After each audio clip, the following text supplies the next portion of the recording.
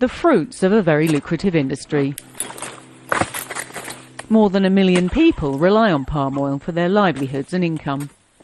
Many are so-called settlers, rural poor who were given land by the Federal Land Development Authority, or FLDA, to farm cash crops beginning in the 1950s.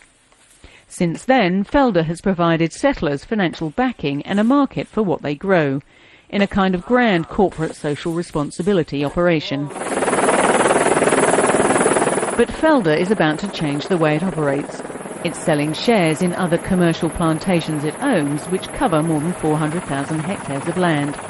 The flotation is set to raise $3 billion for the parent company. There's huge enthusiasm for the FLDA share offering. The institutional portion of the sale is said to be more than 30 times oversubscribed. But what concerns the FLDA settlers the most is what happens after the commercial plantation business is privatised. Settlers are not directly affected by the sale because the land they own will not be sold. They'll even get a $5,000 voluntary payout from FLDA.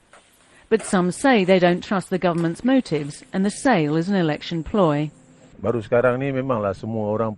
Now, everyone will be happy receiving the money, but no one is asking what happens afterwards. FLDA Global Ventures says it will start looking globally and invest in plantations overseas.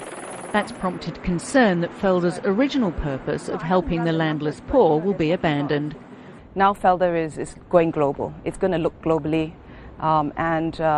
is there going to be sufficient investment in Malaysia going forward? The wisdom of the public offering at a time of global financial uncertainty has also raised eyebrows. There's concern too about how profitable the company can be when more than half its trees are more than 20 years old.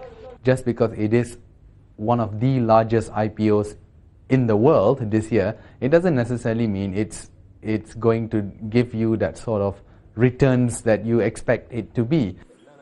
And while Jalil expects FLDA's stocks to be hot on Thursday, he has a familiar warning.